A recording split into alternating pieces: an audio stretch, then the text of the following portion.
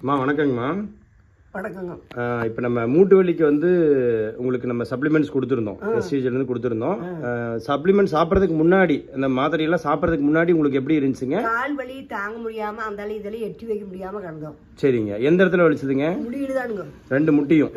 சரி சரிங்க. அப்புறம் இப்போ இந்த மாத்திரை சாப்பிடங்காட்டி பரவாயில்லைங்க. பரவாயில்லைங்க. ஓகே. இப்போ எவ்வளோ நாளாக சாப்பிட்டுட்டு இருக்கீங்க? இப்போ 3 மாசம் முடியுதுங்க. 3 மாதம் முடியுதுங்க.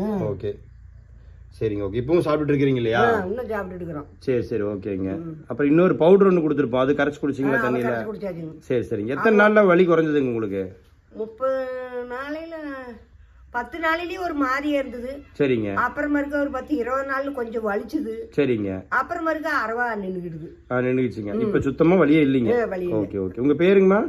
என் பேர் பெரியக்கால். பெரியக்கால். ஓகே. என்ன வயசுங்க? எனக்கு 60-67 இருக்குங்களா?